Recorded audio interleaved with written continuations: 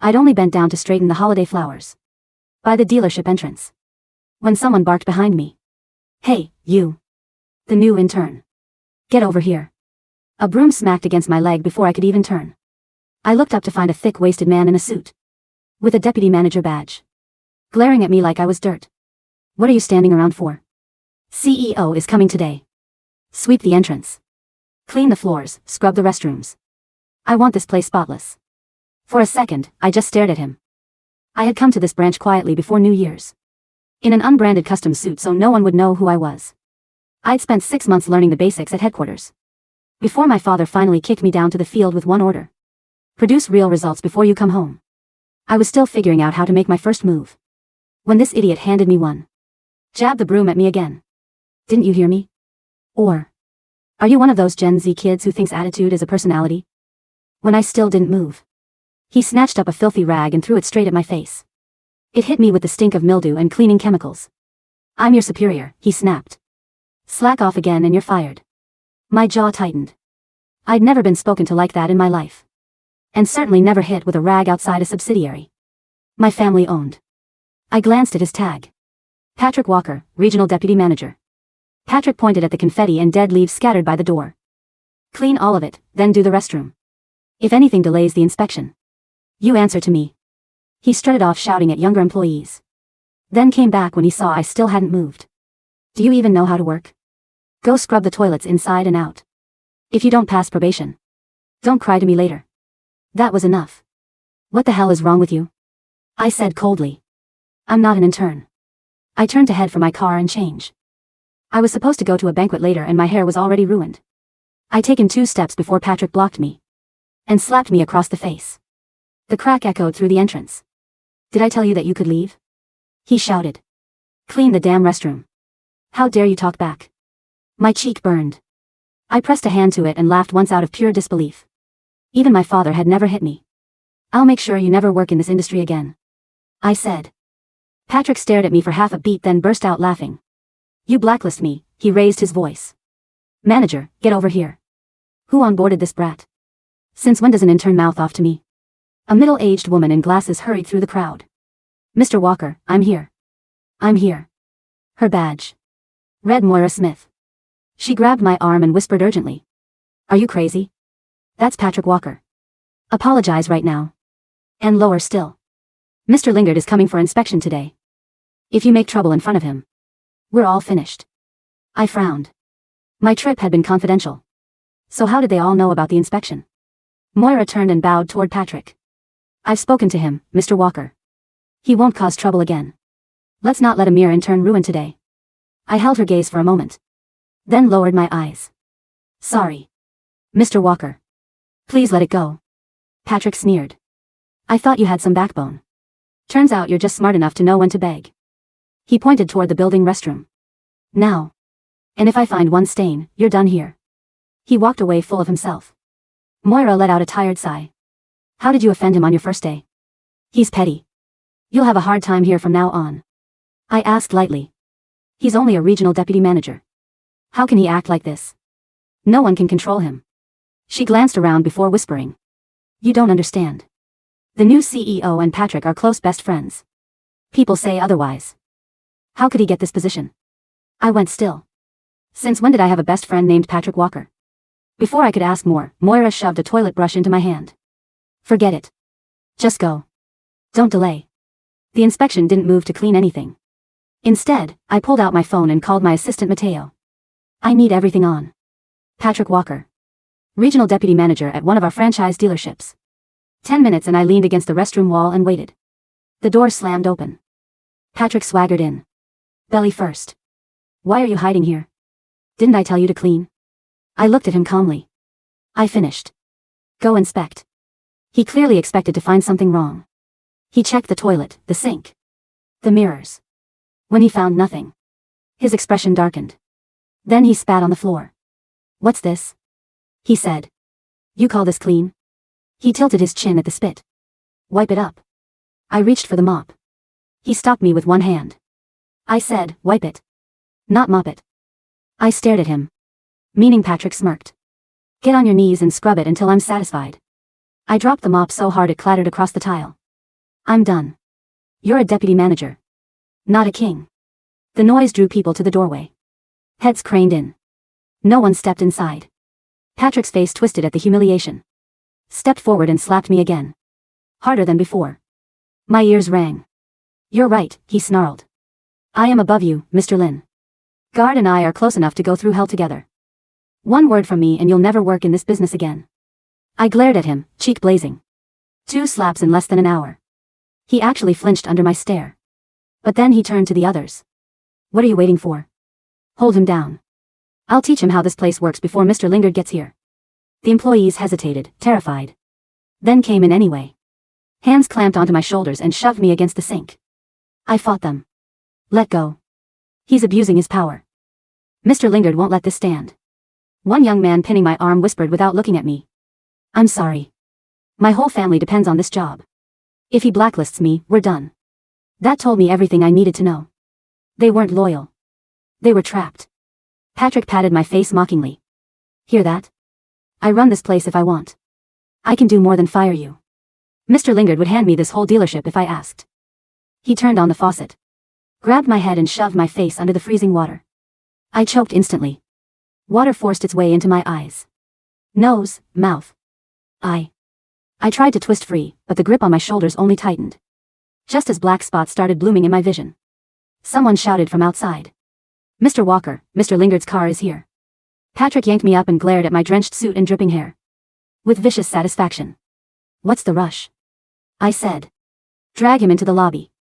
Let him kneel and beg Mr. Lingard for forgiveness. He's about to learn what happens when he crosses me.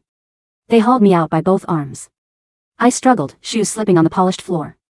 But there were too many hands and too much fear behind them. They dragged me into the center of the showroom like a criminal. On your knees, Patrick barked.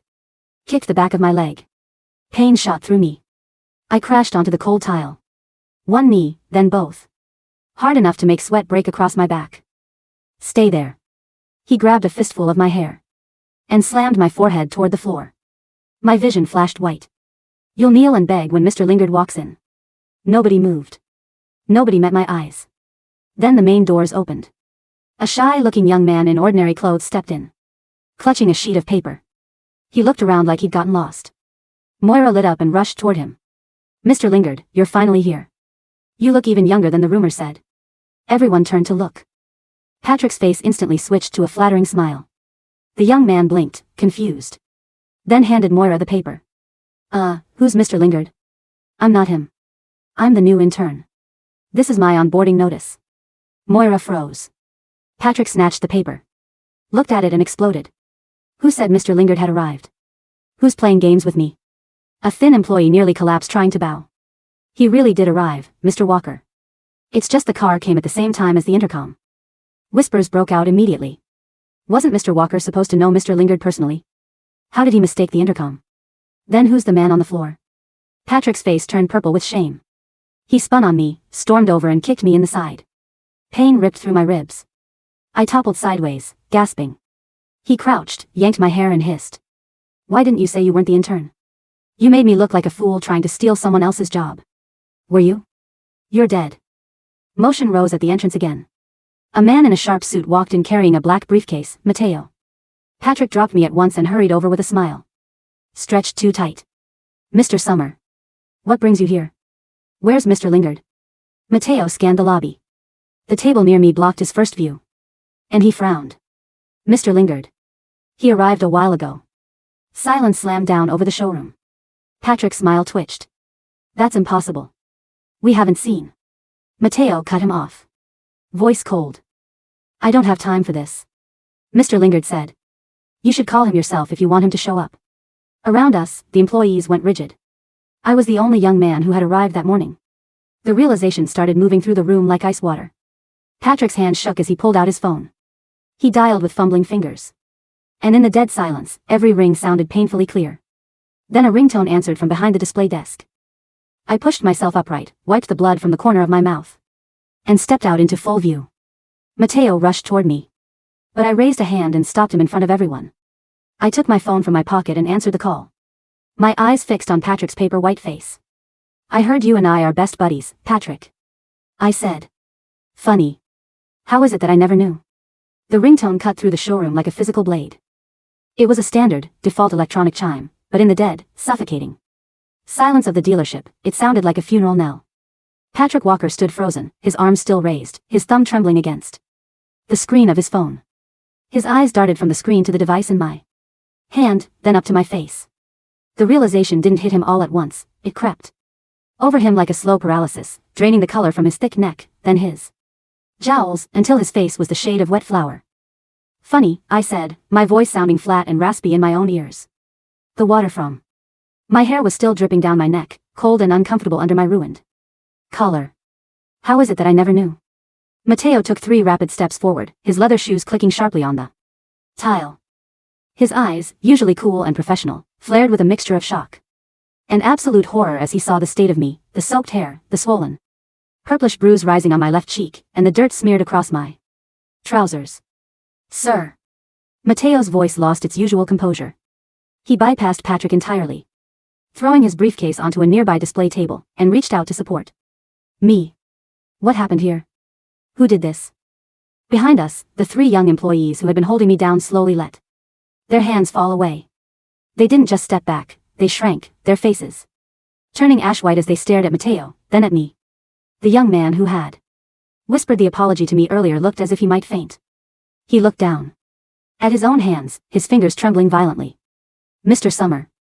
Moira Smith's voice was barely a squeak. Her glasses had slipped down the bridge of her nose, but she didn't seem to notice. She looked at Mateo, whom she clearly recognized as the chief of staff from the headquarters, and then her gaze drifted to me. You called him Mr. Lingard? Who else would I be calling? Mateo snapped, his tone sharp enough to draw blood. He pulled a clean, silk handkerchief from his breast pocket and handed it to me. This is Julian Lingard, the sole heir and newly appointed executive director of the Lingard Group. What is the meaning of this? Why is the director of the board bleeding on the floor of a franchise branch? Patrick's phone slipped from his fingers. It didn't bounce, it hit the polished floor with a dull, heavy thud and slid a few inches. J. Julian. Patrick's voice was unrecognizable. The booming, confident authority he had used to terrorize the showroom was gone, replaced by a dry, rattling gasp. No, there's a mistake. The intern, the onboarding notice. He grabbed the paper he had snatched from the young intern earlier, his hands shaking so hard the sheets rattled. He stared at it, his eyes darting back and forth as if trying to force the letters to change. The notice is for him, I said quietly, dabbing the handkerchief against my split lip. The silk came away stained with a bright, metallic smear of red. I pointed at the shy young man who was still standing near the entrance, clutching his backpack like a shield. He's the intern. I was just standing by the door, straightening the flowers, because my father told me to observe the ground level operations without causing a scene. You didn't even bother to ask my name before. You threw a broom at me. Mr. Lingard, I didn't know. Patrick suddenly fell to his knees. The transition from a proud, swaggering tyrant to a sniveling heap was so abrupt it was almost nauseating. He reached out, trying to grab the cuff of my trousers. But Mateo stepped in front of him, blocking him with a cold, solid presence. Don't touch him, Mateo warned. I swear, it was a misunderstanding. Patrick cried, his voice cracking. He looked around the room, searching for someone, anyone, to help him. Moira. Tell him. We have a strict training protocol. I was trying to teach the new staff discipline. We have the inspection today, I was stressed. Discipline? I looked down at him. My left cheek was throbbing with a hot, rhythmic pulse, and my ribs where he had kicked me felt tight and bruised. Is holding an employee down and forcing their head under a running faucet part of your training protocol, Mr. Walker? The surrounding employees went entirely still. Several of them looked down at the floor, unable to meet my eyes, their expressions a mix of shame and terror. And what about your close friend? I continued, my voice steady, though my chest burned with every breath. The one you go through hell with? The one who would hand you this entire dealership if you asked? I've been looking at my contact list, Patrick. I don't see your name. Perhaps you have my personal number under a different alias? Patrick's mouth opened and closed, but no sound came out. He looked like a fish gasping on dry land. Mateo, I said, turning away from him. Yes, sir. Lock the main doors. No one leaves this showroom. Not the sales staff, not the managers, and certainly not Mr. Walker. Right away. Mateo pulled out his radio and spoke 2 brief words to the security detail waiting outside in the vehicles. Within seconds, the heavy glass doors of the dealership clicked shut, and 2 burly men in dark suits took positions on the outside, their arms crossed. The trap was closed. And the hunt was about to begin. I didn't go to the hospital, though Mateo urged me to. Instead, I walked into the main office, the one Patrick had occupied with such pride, and sat down in the high-backed leather chair behind the desk. The chair was too large, designed to give a small man a sense of grandeur. I leaned back, wincing slightly as my back hit the leather. Mateo stood beside me, his laptop already open and connected to the branch's local network. Across the room, Patrick, Moira, and the 3 employees who had held me down were lined up against the wall. They looked less like staff and more like prisoners awaiting a tribunal. 10 minutes, Mateo, I said, looking at my watch. What did you find? Mateo tapped the keyboard. Patrick Walker, 42. He has been the regional deputy manager here for 3 years. He was hired during the transition period, when the regional office was restructured. Who hired him? I asked. Mateo hesitated for a fraction of a second, his eyes darting toward the group standing against the wall before returning to the screen. His hiring was approved directly by Arthur Vance, the vice president of regional operations at headquarters. I let out a short, cold laugh. Arthur Vance. My father's old associate, a man who had been whispering in my father's ear for years about how the franchise system needs more independent authority to thrive. Now I knew what that independence looked like. It looked like Patrick Walker running a fiefdom where he could beat interns and embezzle funds with impunity. Go on, I said. We ran a preliminary audit on the branch's books the moment you called, Mateo said, his voice dropping into a professional, monotone delivery that made the detail sound even more damning. Over the last 24 months, this branch has reported an unusually high turnover rate. Over 80% of the entry-level staff leave within their first 90 days. Most of them forfeit their final week's pay due to contract violations written into their local handbooks. Is that legal? I looked at Moira. Moira flinched. She opened her mouth to speak, but Patrick gave a desperate warning cough. I didn't even look at Patrick. Mateo, if Mr. Walker makes another sound, have security remove him to the holding room downstairs. Patrick immediately went silent, his teeth clenching so hard his jaw muscles stood out. It is highly irregular, sir, Mateo answered. And according to the bank statements we pulled, the money from those forfeited wages wasn't returned to the corporate treasury. It was diverted into a subsidiary account registered under Walker Consulting Services, a shell company owned by Patrick's brother-in-law. How much? Approximately $480,000 over 2 years. The room was silent.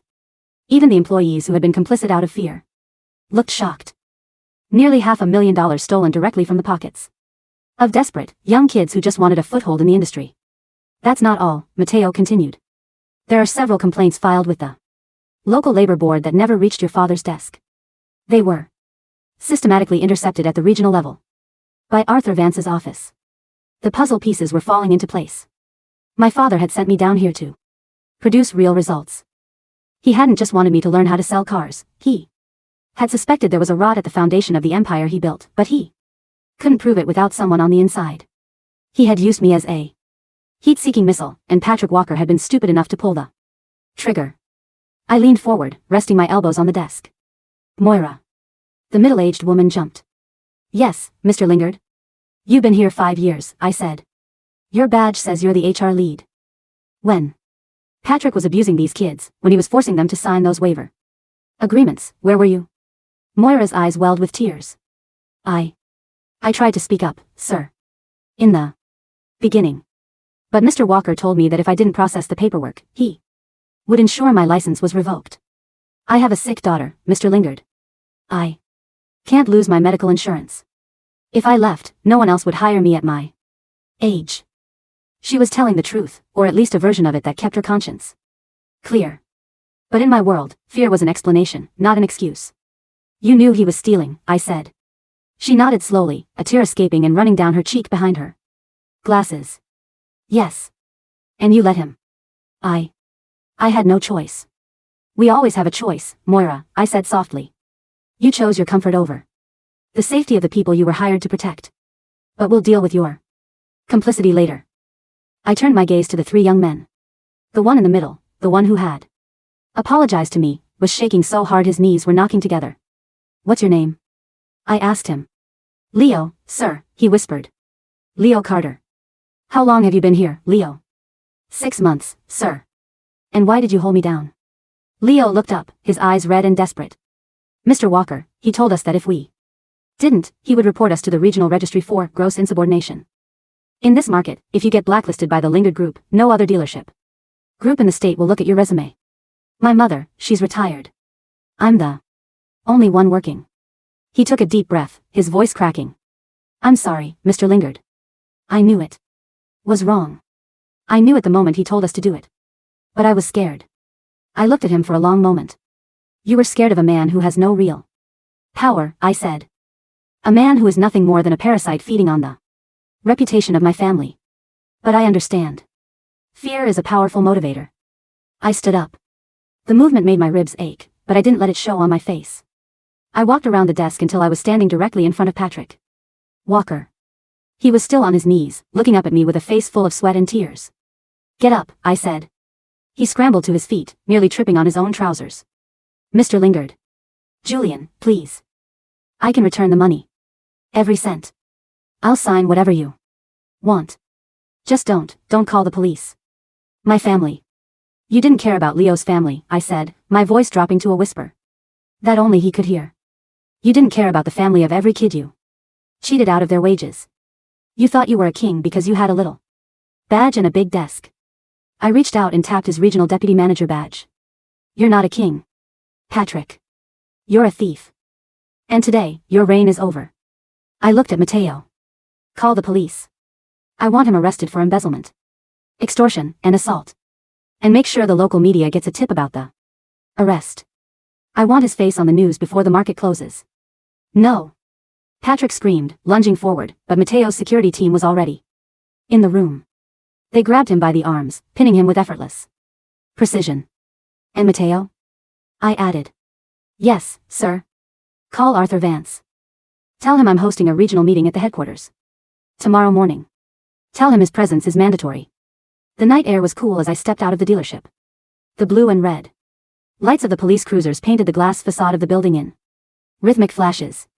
A small crowd of onlookers had gathered near the entrance, whispering and pointing as 2 officers led Patrick Walker out in handcuffs. He had his head bowed, his expensive suit jacket draped over his hands to hide the metal cuffs. But there was no hiding the shame that radiated from him. I stood by my car, a quiet, unbranded sedan, watching him go. My cheek had been treated with an ice pack and some ointment, but it was still tender to the touch. Sir, Mateo said, stepping up beside me. He held a tablet in his hand. The news is already spreading. The local blogs have picked up the story of the arrest, though they don't know your involvement yet. They only know a high-level manager at a Lingard franchise was taken away in cuffs. Keep it that way for now, I said, opening the car door. I want Arthur Vance to think this is just a local issue. If he thinks I'm involved, he'll start burning files. I've already secured the local servers at the branch, Mateo said. Our IT team did a remote sweep and locked out all regional administrative access. Arthur can't delete anything from his end. Good. What about the staff? Moira Smith has been suspended pending a full investigation, Mateo reported. Leo Carter and the other 2 sales associates have been put on paid administrative leave. I took the liberty of assuring Leo that his job is safe. Thank you, Mateo, I said, feeling a slight sense of relief.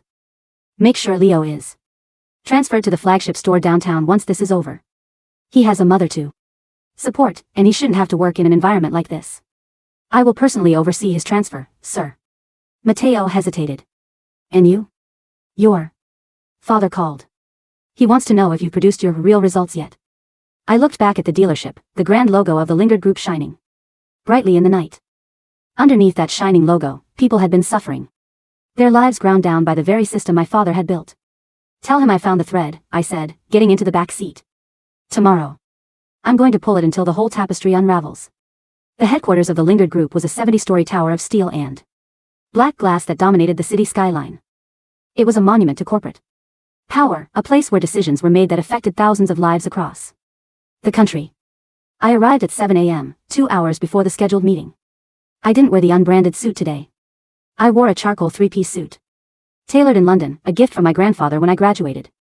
The dark fabric hid the slight stiffness in my movement from the bruised ribs, and the high collar hid the faint mark on my neck.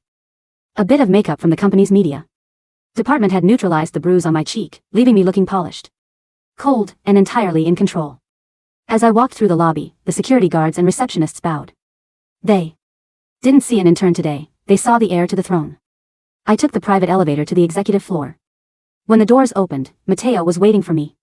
He looked tired, but his eyes were bright with a fierce, professional energy. Arthur Vance arrived 10 minutes ago, Matteo whispered as we walked down the carpeted hallway. He tried to access the regional database from his terminal, but he found himself locked out. He's currently in the boardroom, trying to call the IT director. How is the IT director handling it? We gave him a temporary vacation, Matteo smiled faintly. His phone is currently turned off. I nodded. Let's not keep the vice president waiting. I pushed open the heavy double doors of the boardroom. The room was massive, dominated by a long mahogany table that could seat 30 people. At the far end, Arthur Vance was pacing back and forth, a phone pressed to his ear. He was a tall, silver-haired man in his late 50s, dressed in a bespoke Italian suit that spoke of old wealth and deep connections. He had been with my father since the early days, and he carried himself with the easy confidence of a man who believed he was indispensable. When he saw me enter, he lowered the phone, a frown creasing his brow. "Julian," he said, his voice smooth and paternal. "What is the meaning of this?" I received a message from Matteo saying there's a mandatory meeting, and my access to the regional database has been suspended. Is there a technical glitch?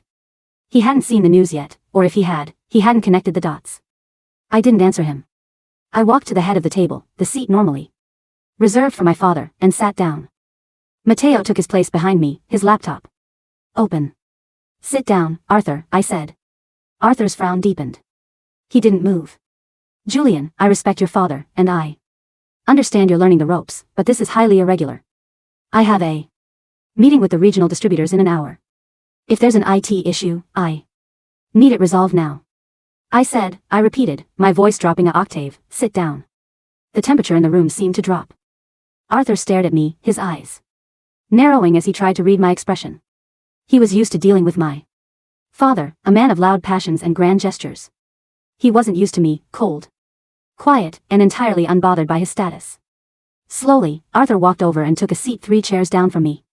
"Julian, if this is about the incident at the franchise yesterday, you know about it?"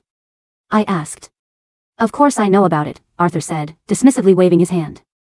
"Some local manager got himself arrested for a personal dispute. It's a minor PR issue. My team is already handling the press. We'll issue a standard statement distancing ourselves from his actions, appoint an interim manager, and move on. There's no need to involve the executive board." "A minor PR issue," I murmured, leaning forward. "That minor PR issue's name is Patrick Walker. He was your personal appointment, wasn't he, Arthur?"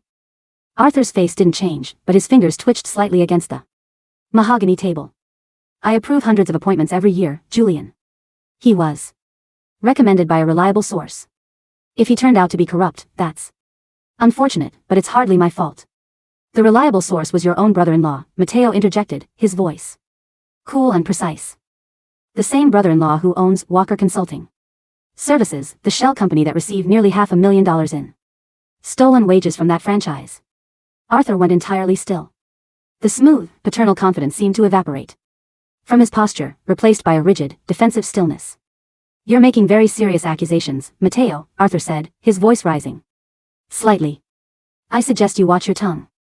"He doesn't need to watch his tongue, Arthur," I said, sliding a thick blue folder across the table toward him. "I do." Arthur looked at the folder. He didn't want to open it, but his hand moved anyway, as if drawn by a morbid curiosity. He opened the first page, and his face instantly turned gray. Inside were copies of the bank transfers from Walker Consulting Services directly into a private offshore account in the Cayman Islands. The account holder's name was Arthur Vance. "This is..." Arthur's voice shook. "This is a fabrication. A setup. We have the IP addresses of the transfers," Matteo said. "They originate from your personal computer here in this office. We also have the testimony of Patrick Walker, who spent the last 12 hours in a holding cell talking to the district attorney. He was very eager to share his story, Arthur Especially when he realized he was facing 10 years in a federal penitentiary. Arthur dropped the folder. He looked at me, his eyes wide with a mixture of fear and fury. Julian, you don't understand. Your father and I, we built this company. We did what we had to do to survive in the early days.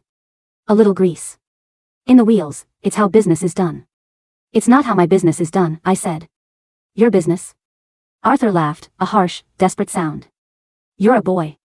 You've been here 5 minutes. Your father sent you to the field to play intern because he knows you're not ready. If you try to push me out, the regional distributors will revolt. I control 80% of the franchise network in the state. I can walk out of here today and take half of them with me. He stood up, slamming his hands on the table. You want to talk about results? I'll show you results. If I leave, your stock price drops 20% by tomorrow morning. Your father won't let you ruin his legacy over some pocket change and a few disgruntled interns. I looked at him, feeling a strange sense of pity. He really believed he was untouchable. He really believed the world he had built on fear and corruption would protect him. You think my father doesn't know? I asked quietly. Arthur froze. Why do you think he sent me down there, Arthur? I said, standing up to meet his gaze. He knew there was a leak in the regional system. He knew someone was milking the franchises and protecting the managers who did the dirty work. But he couldn't move against you without proof that wouldn't destroy the company's reputation in court. I walked to the window, looking out at the city. He sent me because he knew I would find it. And he knew that because I'm his son, I wouldn't stop until I had the whole truth. I turned back to him. The regional distributors aren't going to follow you, Arthur. Mateo spent the night contacting them. We've offered them a new franchise agreement, one that eliminates the regional administrative fees you've been charging them under the table. They're currently signing the new contracts. As we speak, Arthur's knees seemed to give out. He sank back into his chair, his eyes fixed on the blue folder. It's over, Arthur, I said. You have 2 choices. You can resign today, citing health reasons, and cooperate fully with the recovery of the stolen funds. Or you can leave this building in the same way Patrick Walker left his office yesterday. I paused, letting the silence fill the room. In handcuffs. The hours that followed were a whirlwind of activity. Arthur Vance, realizing the absolute hopelessness of his position, signed the resignation papers before noon. His departure was handled quietly by the legal department, but the shockwaves felt throughout the company were massive.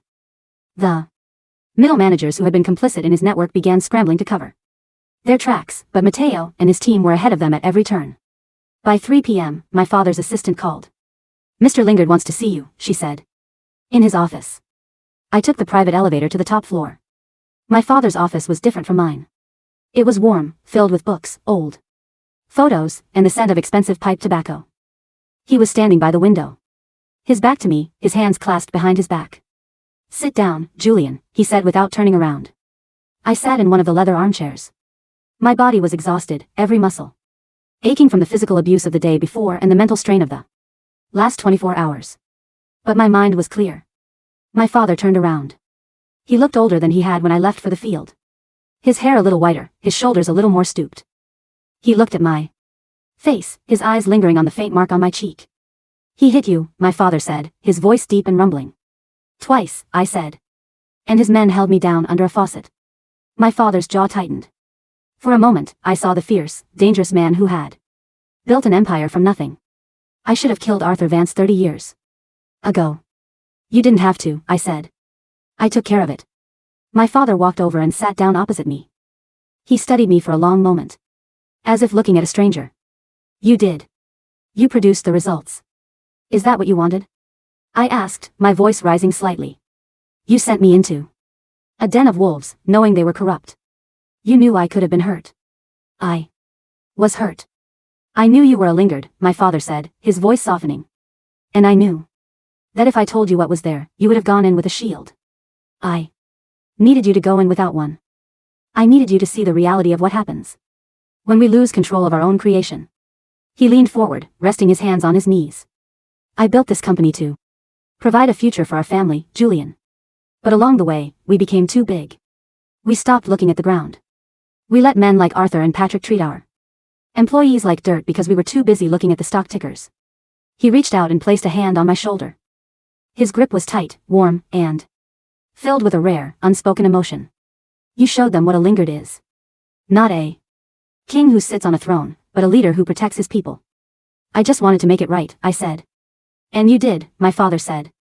The board has approved your appointment as the new executive vice president of regional operations. You're going to clean up the rest of the franchises, Julian. And this time, you do it from the top. 2 months later, the flagship dealership downtown was bustling with activity. It was the grand reopening, and the showroom was filled with the scent of fresh flowers and expensive coffee. The atmosphere was light, energetic, and entirely different from the heavy, fearful air of the franchise I had visited before New Year's. I stood near the entrance, dressed in a simple, well-tailored suit. My face had healed completely, leaving no trace of the incident. Mr. Lingard, a voice called out. I turned to see Leo Carter walking toward me. He was wearing the crisp blue uniform of a senior sales associate, his badge shining brightly. He looked taller, his shoulders back, his face bright with a confident smile. Leo, I smiled, shaking his hand. How is the new position? It's incredible, sir, Leo said, his eyes filled with a deep, genuine gratitude. The team here is amazing. And my mother, she's doing so much better now that we don't have to worry about the rent. He looked around the beautiful showroom. I still can't believe it.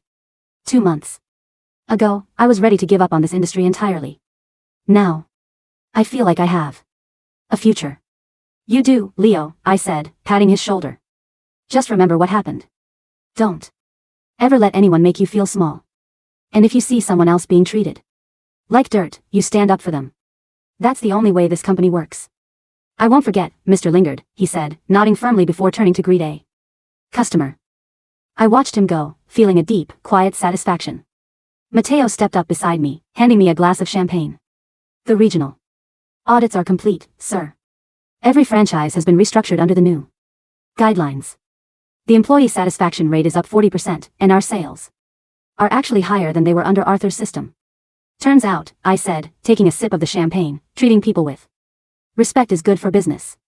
Indeed, sir, Mateo smiled. Your father is very pleased. He's already talking about your next assignment. Tell him I'm ready, I said, looking out at the bright, open showroom. But first, I have a few more flowers to straighten. I walked over to the entrance, where a beautiful arrangement of holiday lilies had tipped slightly to the side. I bent down, carefully straightening the stems. My mind entirely at peace. This time, no one barked behind me. And this time, I knew exactly who I was.